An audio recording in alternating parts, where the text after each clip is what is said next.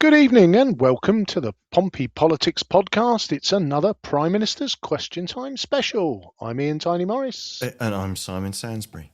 And if anyone's getting a sense of deja vu and feeling like we've done this before already today, yeah, we have. We tried going live earlier and it didn't work.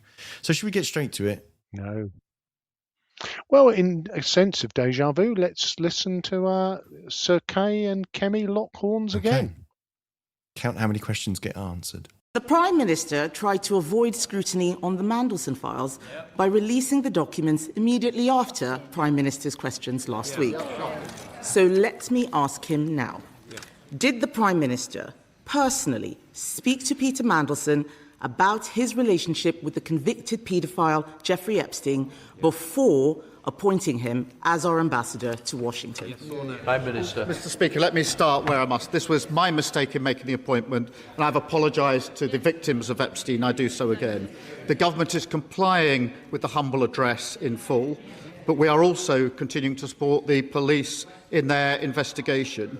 The matter of process was looked at by the independent adviser on ministerial standards. It's clear the appointment process wasn't strong enough, and that's why I've already strengthened it. But it was my mistake, Mr. Speaker, and I've apologised for it. She should follow suit and apologise for a gross error of judgment in calling for the UK to join the war in Iran without thinking through the consequences. Mr. Speaker, I know he doesn't want to talk about the documents he tried to bury last week. He's going to try and talk about anything else, but he's not going to get away with it. I asked him a question he did not answer. We know the Prime Minister was warned about the risk of appointing Peter Mandelson. This is not about the process. He knew that Mandelson stayed in Epstein's house after Epstein had been convicted for child prostitution. He knew that, so I will ask him again. Did he speak to Peter Mandelson about this before the appointment, yes or no? Prime Minister. Mr. Speaker, I've already made clear that he was asked questions and gave untruthful replies. The government is complying with the humble address. The process has been set out. The independent adviser has looked at it. And he said, quote, the relevant process for a political appointee was followed. Now, obviously, this is a question of my judgment, but what about her judgment? She wanted to rush into a war with Iran without thinking it through. At the weekend, Mr. Speaker, three weeks in, she said, oh, there isn't a clear plan behind the US strikes in Iran. That's the question she should have asked at the start. The decision to commit the UK to a war is the biggest decision a Prime Minister can take, and she got it completely wrong. I didn't hear an answer, Mr. Speaker, and he's right. It is about his judgment. He has repeatedly told us that Peter Mandelson lied to him, but he won't tell us if he actually picked up the phone and spoke to Mandelson before appointing him. This doesn't make any sense. The Prime Minister told us on the record, and I quote, I believed the lies he told me. If the Prime Minister didn't speak to him, how can he say he lied to him? Prime Minister. Mr. Speaker, the process is clear. It's been looked at by the independent adviser. And she asked me about the process and judgment on appointments. She appointed the Shadow Justice Secretary.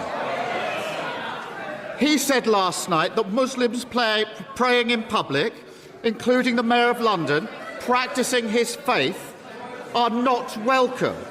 He described it as an act of domination, straight from the Islamist playbook. If we're in my team, he'd be gone. It's utterly appalling. She should denounce his comments and she should sack him. He wants to talk about justice secretaries. His justice secretary is abolishing jury trials. My shadow justice secretary is defending British values. I know who I would rather have sitting on the front bench next to me, and it's not him. Prime Minister. But Mr. Speaker, this is important. He does want to talk about anything else except what I'm asking him. 3 times I have asked him if the Prime Minister spoke to Peter Mandelson. 3 times he has refused to answer. We can only assume he did not speak to Peter Mandelson. From the documents published, we know he left the questioning of Mandelson's relationship with a convicted paedophile to two of Mandelson's closest friends, one of whom was also friends with a convicted paedophile. Asking those questions should have been his job. Why did he fail to do his duty? Prime Minister. Mr. Speaker, so her position is that the Shadow Justice Secretary is defending British values when he says Muslims praying together in Trafalgar Square are not welcome. Mr. Speaker, even Tommy Robinson, I can hardly believe I'm saying this, has said today that if the Shadow Justice Secretary had made these hateful comments 2 years ago, the Conservative Party would have kicked him out. Now, Tommy Robinson isn't some sort of moral signpost. He was pointing out how much their party has changed. They're more inclined to his views, and he's right about that. The fact that he's sitting on her front bench shows she's too weak and has got absolutely no judgment. I'm going to pause there for a second. So, we went through quite a lot. Well, a bit of deja vu, wasn't it? We talk sometimes about whataboutery, and I think Sir Kay then used what about her judgment in calling for the UK to go to war, which was his kind of attack line last week. The Mandelson thing it feels a little bit pedantic, doesn't it? This one. Well, did you speak with him? Well, I just feel how much can you flog it for until you get a conclusion to the police investigation, until all of the materials are released, which won't be until after the police investigation is concluded. So it's and for me, it is a process question, isn't it? It's that piece of, and I guess the bit none of us understand is again, without rehashing the whole Mandelson thing, what's he known as, the Prince of Darkness or the Creature of the Night, or it's not like it was new news. So there is there are the questions remain over how he was appointed, but I'm not sure we're squeezing any more. There's no fresh insight coming out, is there? No. And similarly to she would have taken us to war. It's like, yeah, you did all that last week. So that was all a lot of old nonsense.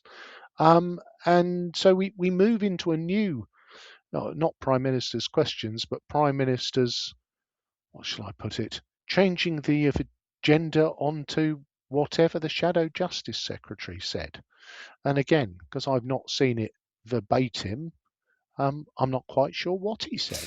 No, it's it's just, again, a kind of, these aren't the questions being asked, and instead the response is, but you did this, and we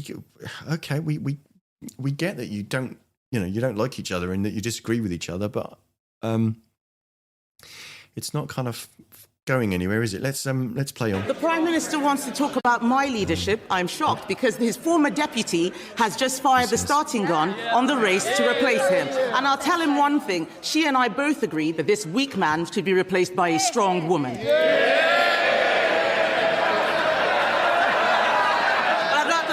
I'm not finished, Mr. Speaker. I have too much to say to him. There is still a lot to ask. There is still a lot to ask about the Mandelson files. There's still a lot to ask. The Prime Minister knew that Mandelson had kept up a relationship with Jeffrey Epstein. The documents released also show he'd been warned about appointing Mandelson. He claims he was lied to. Mandelson had twice been fired for dishonesty. So why did the Prime Minister believe Peter Mandelson over the vetting documents? Prime Minister. Mr. Speaker, she asked about leadership. When I see religious events in Trafalgar Square, when I see Hindus celebrating Diwali, when I see Jews celebrating Hanukkah live, when I see Christians performing the Passion of Christ, or Muslims praying, that shows the great strength of our diverse city and country. I've never heard her party call out anything other than the Muslim events. It's only when Muslims are praying. The only conclusion is the Tory party has got a problem with Muslims. Can I just say, people say, I am not responsible for the answers. I've just got to say that. Thank you, Mr. Speaker. It's a shame he's not responsible for the answers either. The Prime Minister wants us to believe that he is a serious leader, but he doesn't do the work. He outsources the decisions, and when things go wrong, he blames the vetting, he blames the Chief of Staff, he blames the Cabinet Secretary, he blames anyone but himself. This Prime Minister appointed Peter Mandelson, but didn't bother to ask the questions. If he cannot be straight with the House on something as simple as this, why should we believe a word he says about anything? She talks about doesn't do it. 3 weeks ago, she said we should rush into war. She didn't do the work. She didn't think through the consequences. Committing our military to a war without thinking through the consequences is the gravest mistake a leader of the opposition can ever. And she comes back a week later and says, oops, I got that one wrong.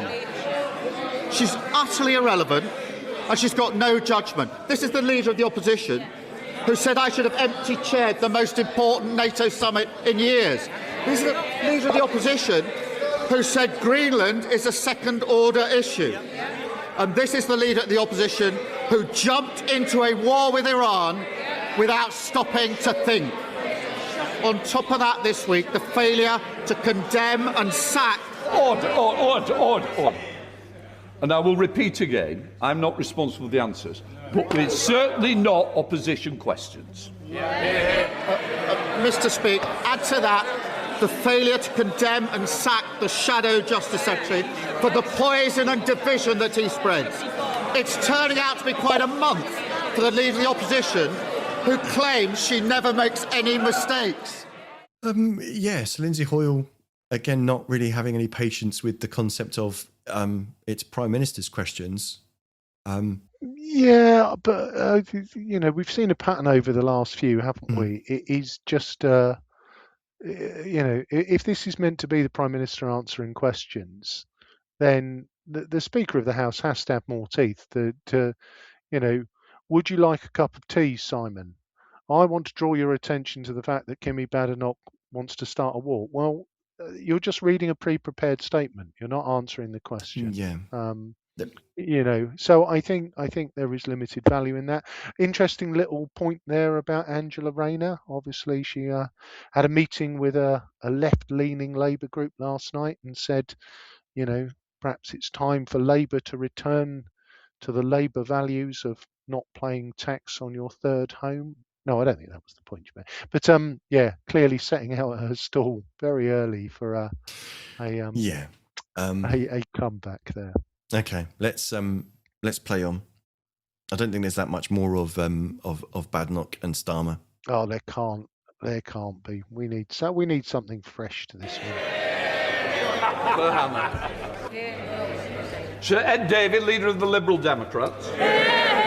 Thank you, Mr. Speaker. And can I join the Prime Minister in offering my condolences to the family and friends of the 2 young people who've been killed by the meningitis bug in Kent, and all those affected by this horrifying outbreak. Mr. Speaker, Britain's independent nuclear deterrent is critical for the defence of our nation and for the whole of Europe.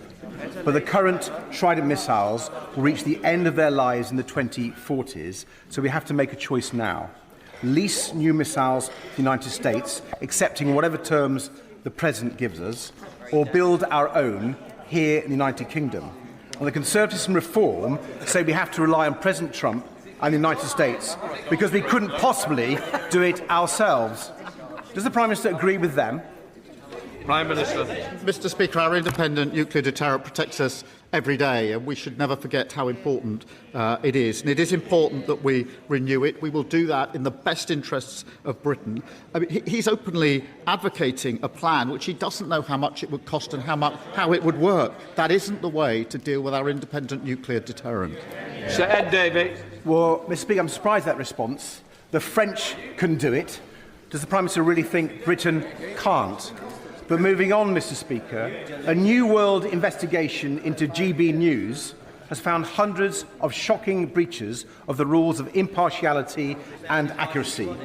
Yet Ofcom has repeatedly refused to take action. Andrew Neil says, just as Fox basically became the channel of Donald Trump. It is clear they have turned GB News into the Reform channel. Mr. Speaker, we cannot let GB News propaganda turn our great country into their version of Trump's America. Either the government rules aren't fit for purpose, or Ofcom isn't properly enforcing them. Prime Minister, which is it? Prime Minister. Well, he's right to raise an important question of free speech and our media. It is a matter for Ofcom, and it's important that we let them deal with it.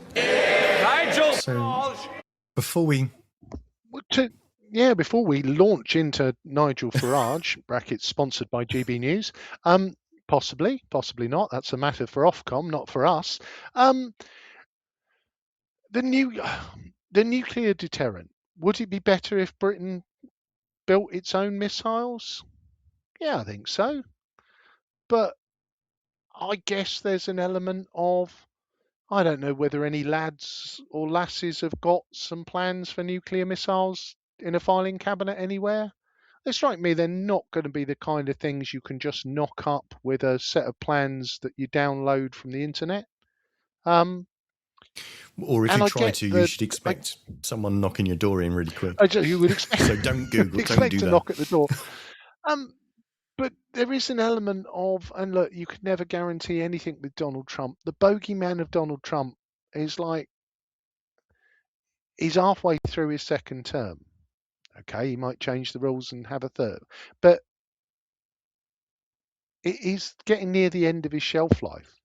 2040 is a long way away.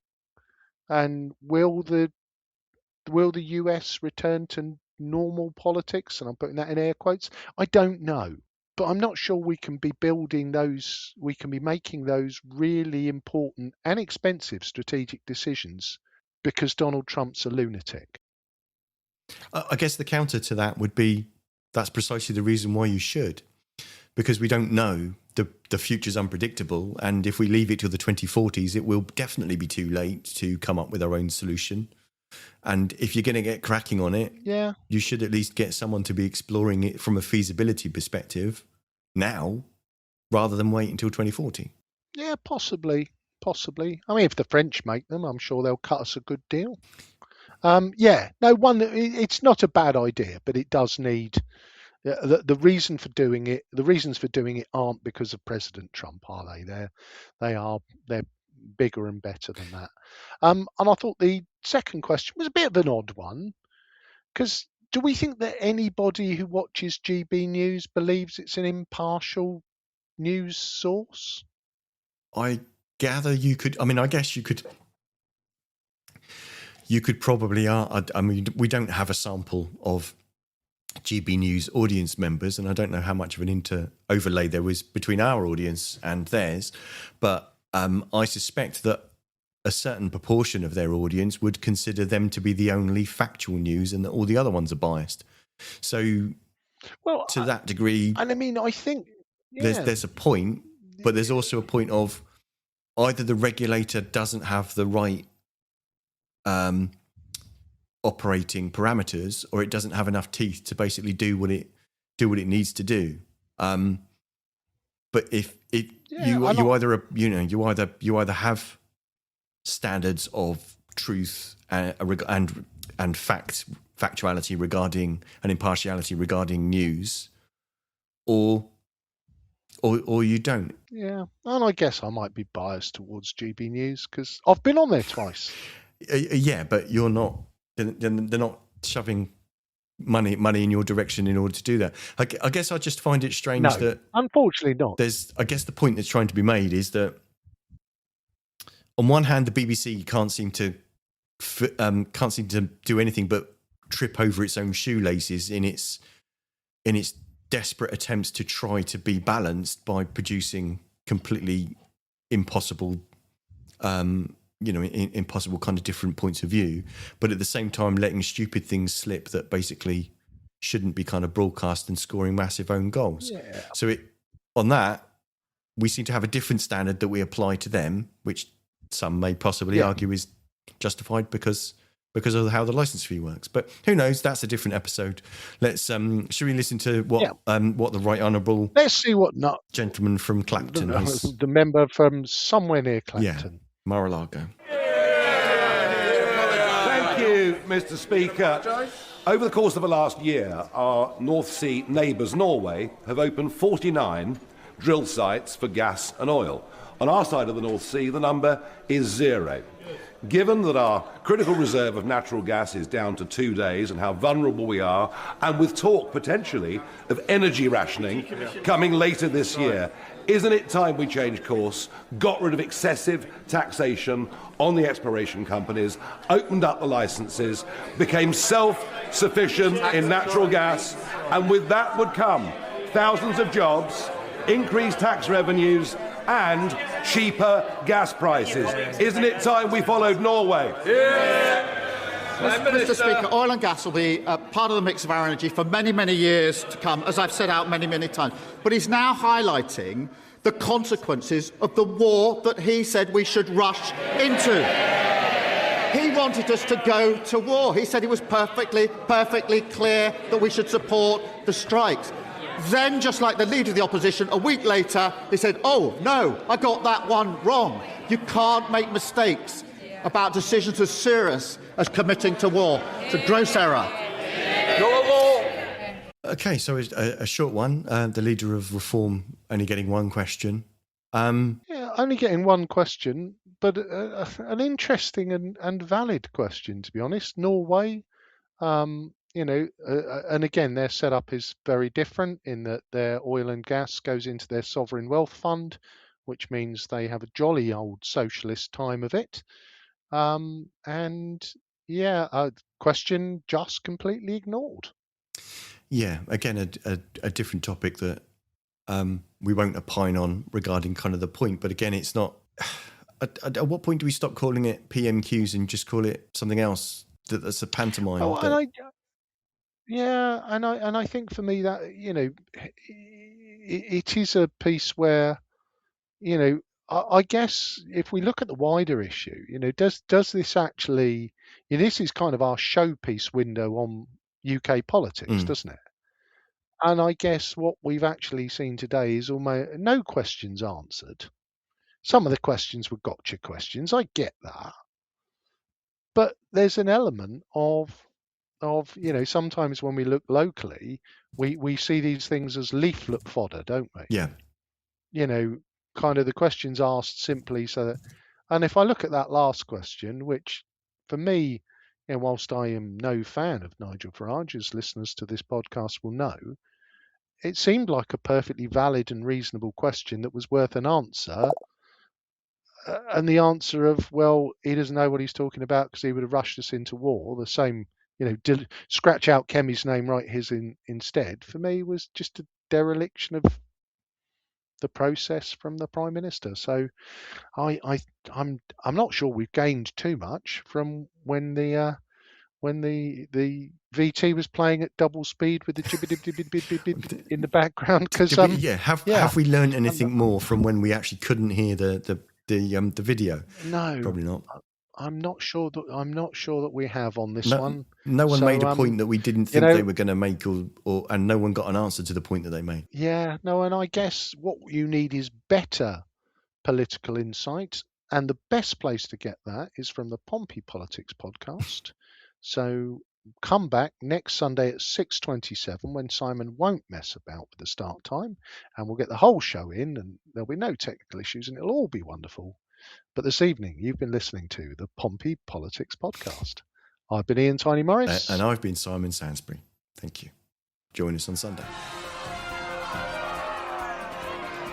Don't forget to like, follow and comment on Facebook, or comment and subscribe on YouTube. Find us on all the social media platforms: Facebook, X, YouTube, Threads, LinkedIn. Remember, the deadline to register to vote in May's local elections is 11:59 p.m. on Monday the 20th of April. Use the QR code on screen to take you to the Electoral Commission's website, where there are further details about registering to vote, as well as information where you can confirm where you would need to vote if you're voting in person on the day. Other deadlines apply.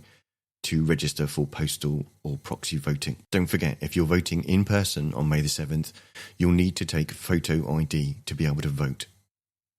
If you're not sure what photo ID counts, scan the QR code on screen or go to the Electoral Commission's website where there are further details, including information about how to apply for a free voter authority certificate, which you will be able to use to vote in person on the day.